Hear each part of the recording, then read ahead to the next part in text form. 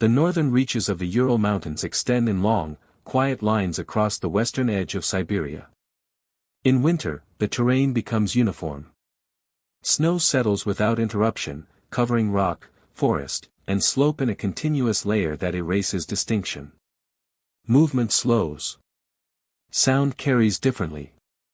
The landscape holds its shape, but offers little variation. In late January, temperatures in this region regularly fall below -20 degrees Celsius. Wind moves freely across the exposed elevations, particularly along the ridgelines where tree cover thins and eventually disappears. Visibility can narrow without warning. Snowfall is often fine, driven sideways rather than downward, and it accumulates in uneven drifts. The area known locally as Kholat Syakhl sits within this environment. Its name, translated from the Mansi language, is commonly rendered as Mountain of the Dead. The term predates the events that would later give it wider recognition. It refers not to a single incident, but to the difficulty of sustaining life in such conditions. There are no permanent settlements on its slopes. No marked trails remain visible in winter. Navigation depends on compass bearings, experience, and the ability to read subtle changes in terrain. Once committed to the higher elevations, retreat becomes slower than advance. For most of the season, the mountain remains undisturbed. No structures. No noise. No trace of passage. Only wind moving across snow. In late January 1959, a group of 10 experienced hikers set out from the city of Ekaterinburg, then known as Sverdlovsk. They were students and graduates of the Ural Polytechnic Institute, many with prior experience in long-distance winter expeditions. Their objective was to complete a Category 3 hiking route, the highest certification level available in the Soviet system at the time. The group was led by Igor Dyatlov, a 23-year-old radio engineering student. He had already led previous expeditions and was considered methodical and disciplined. The others included Zinaida Kolmogorova, Ludmila Dubinina, Rustam Slobodin, Yuri Doroshenko, Yuri Krivonischenko, Alexander Kolevatov, Nikolai Thibault-Brignol, and Semyon Zolotaryov. Most were in their early 20s.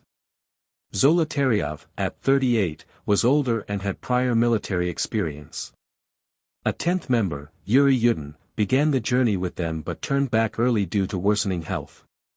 His departure reduced the group to 9 before they reached the most remote sections of their route. Their plan was structured and documented.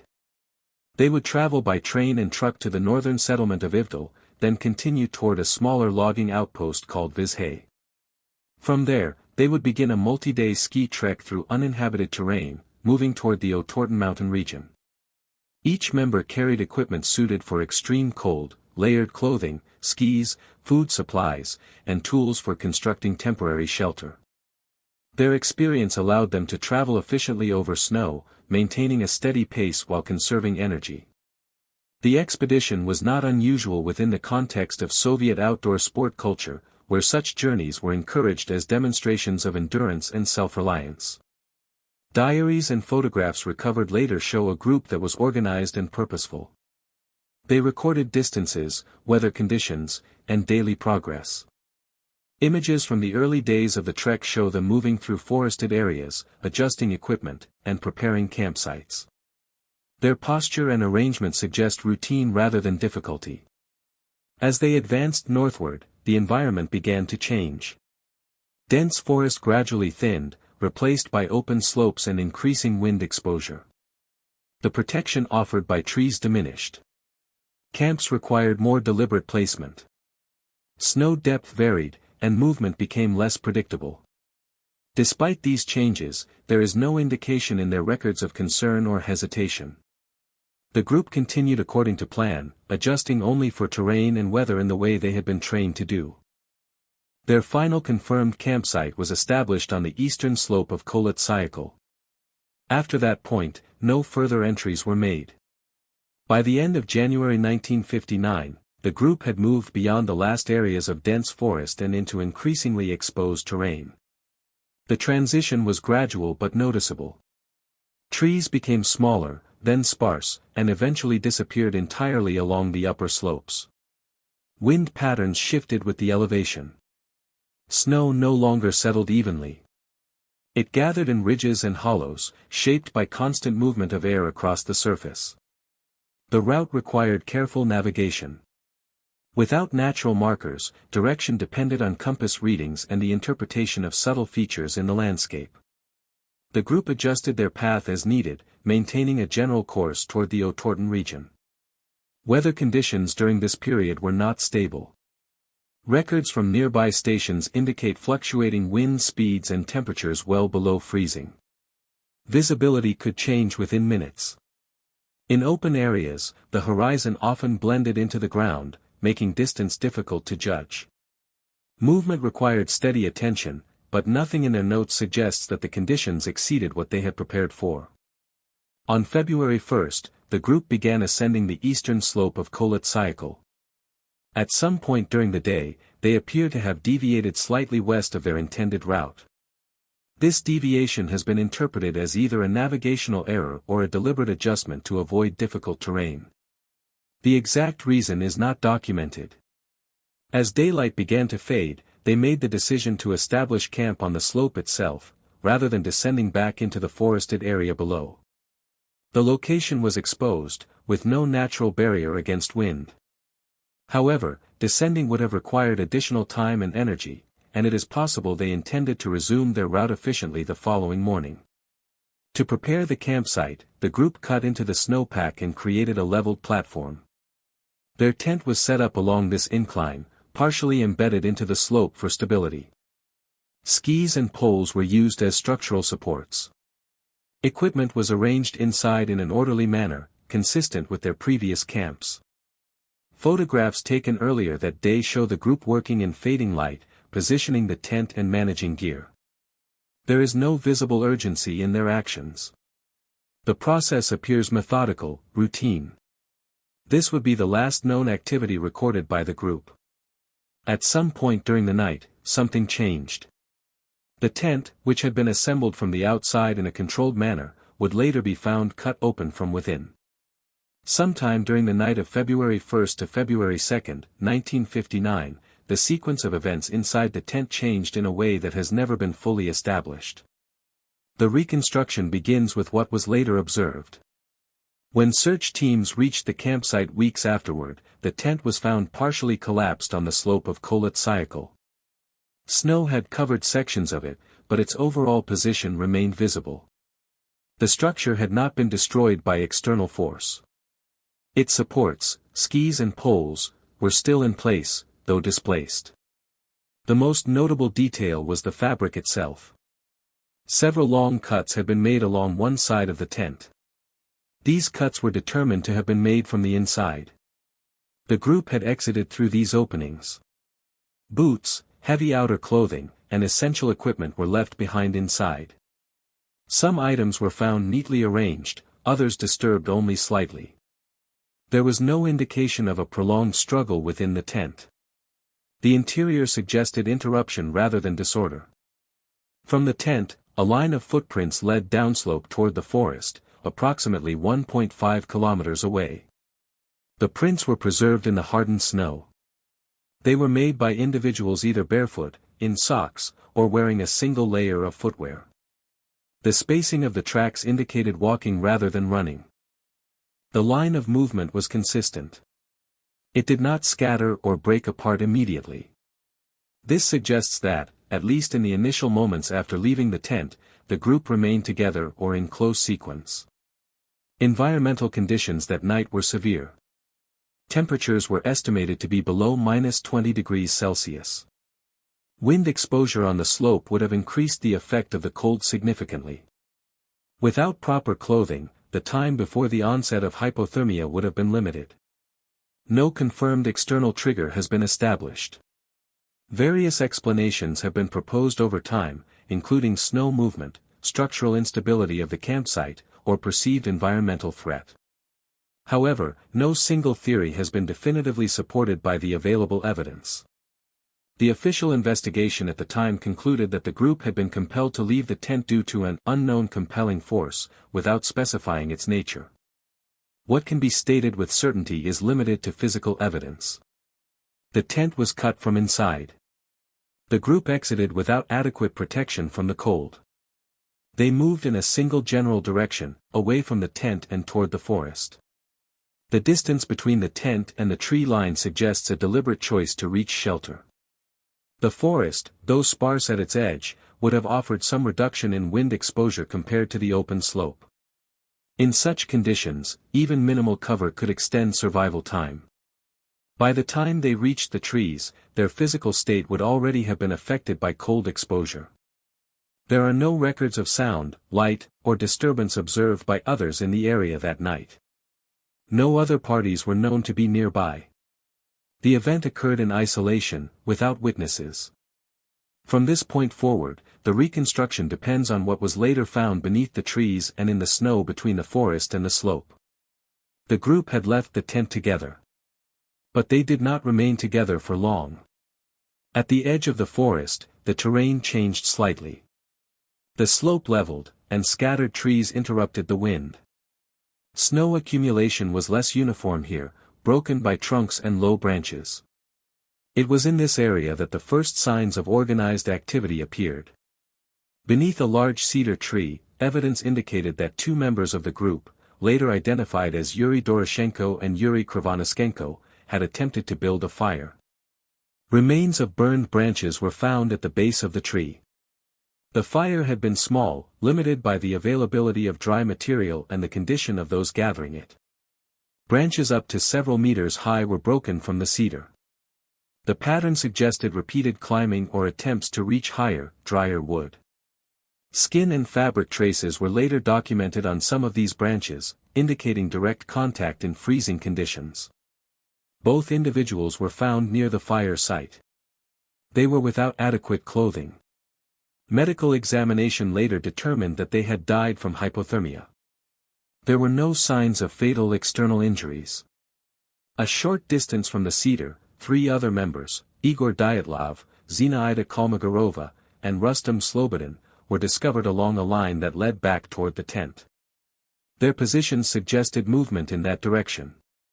Each of them was found separately, at increasing distances from the cedar and closer to the slope. Their bodies indicated progressive physical collapse. Slobodin showed evidence of a skull fracture, though medical reports concluded it was not immediately fatal and likely occurred during a fall.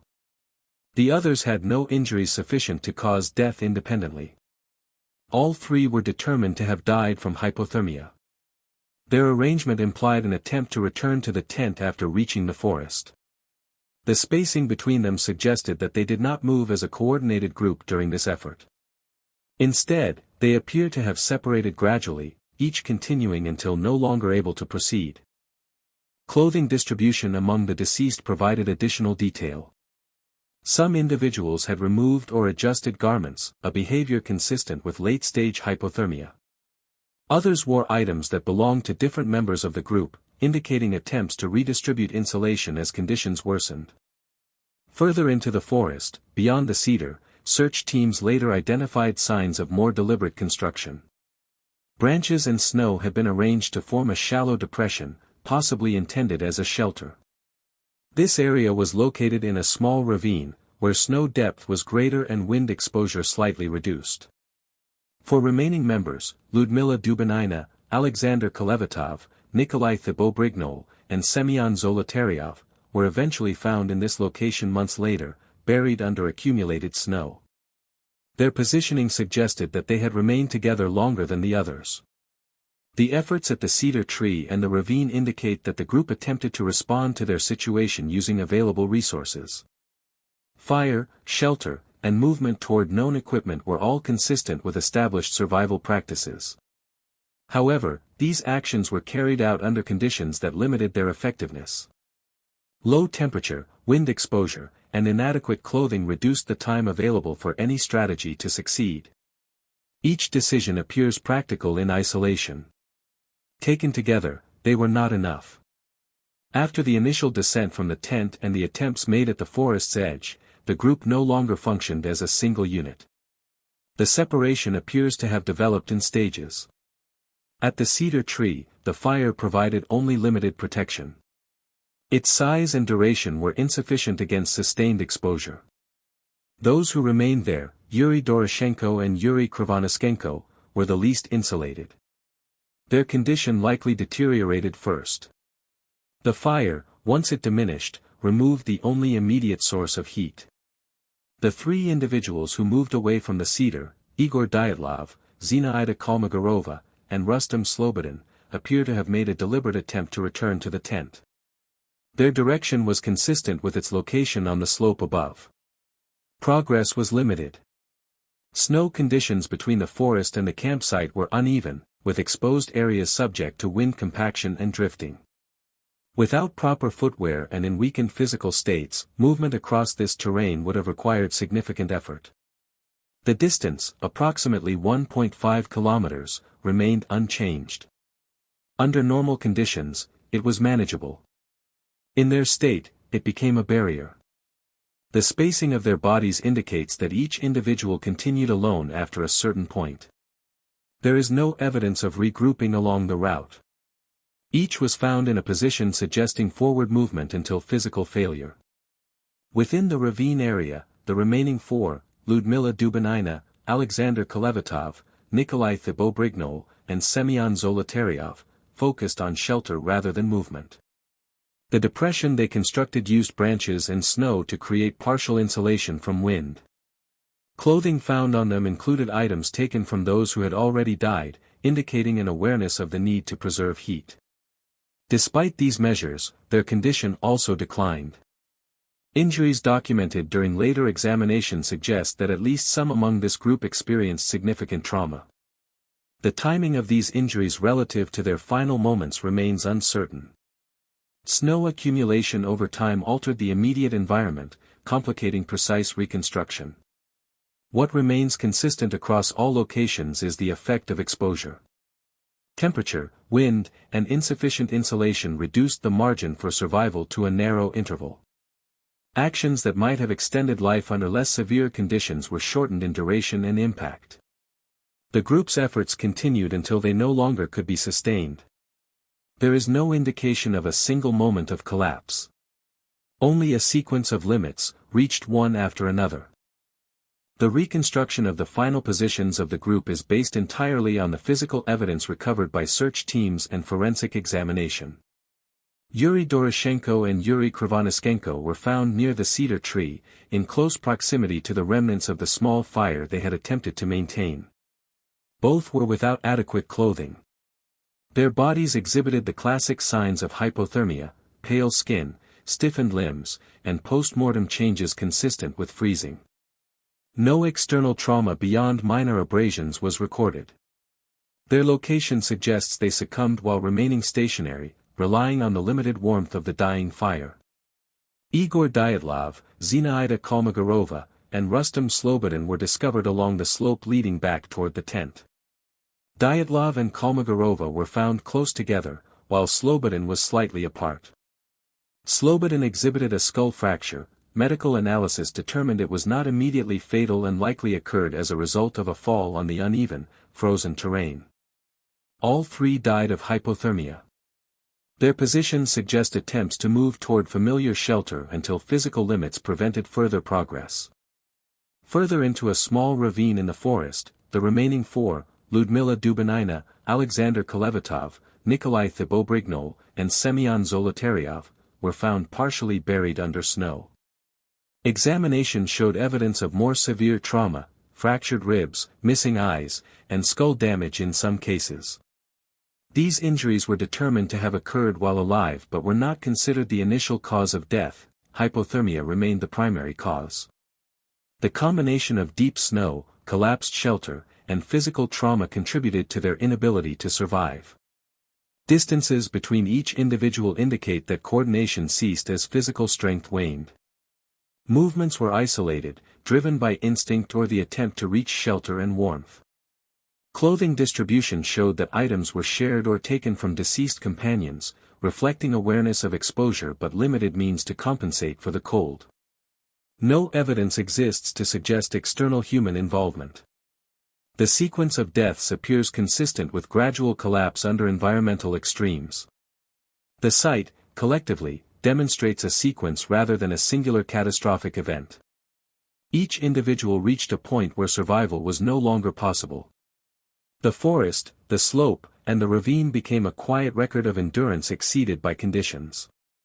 The evidence leaves only factual observation. They perished within a confined area over a short period of time, isolated from aid. By mid-February 1959, the group had failed to return to their base or communicate with the outside world. Concern grew in Ivdel and among local authorities.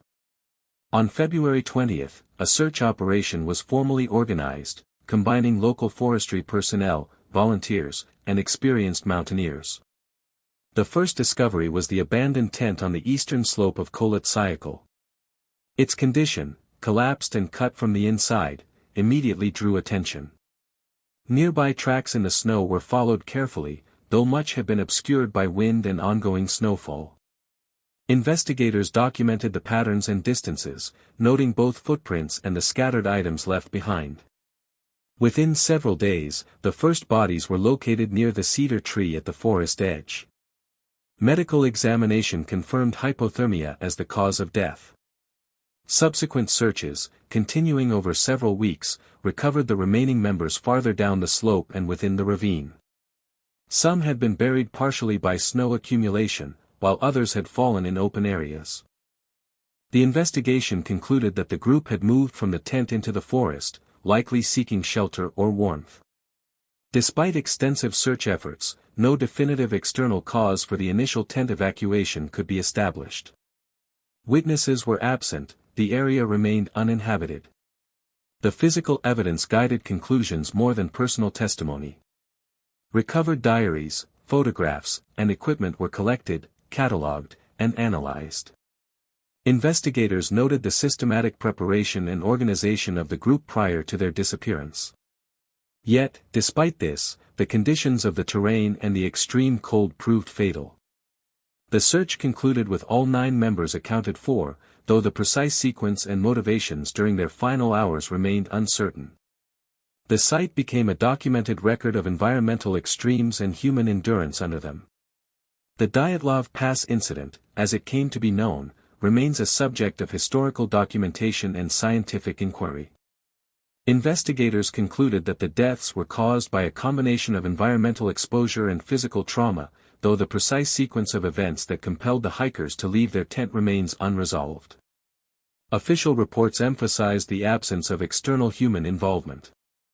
Hypothermia was cited as the primary cause of death for all members, with injuries such as fractures and tissue damage occurring under conditions consistent with falls, snow pressure, or attempts to survive in extreme cold. Clothing patterns suggested awareness of exposure and attempts to extend survival, but no strategy was sufficient. In subsequent years, the event has been examined by historians, forensic specialists, and mountaineering experts. Analyses focus on environmental conditions, terrain hazards, and physiological responses to cold. The narrative that emerges is one of a highly organized group encountering circumstances that exceeded the limits of human endurance. Kholat Syakhl remains largely uninhabited. The slopes and ravines where the hikers fell are quiet, shaped only by wind and snow. The site preserves a factual record of survival exceeded by environmental extremes. No celebration accompanies their story. No heroism alters the outcome. The significance lies in the human interaction with the landscape, preparation, discipline, and methodical action met with conditions beyond anticipation. The mountain maintains its stillness, indifferent and consistent. The hiker's passage is recorded only through physical evidence and recovered materials. Their absence is permanent. The event concludes without fanfare, leaving a quiet, unresolved imprint in history.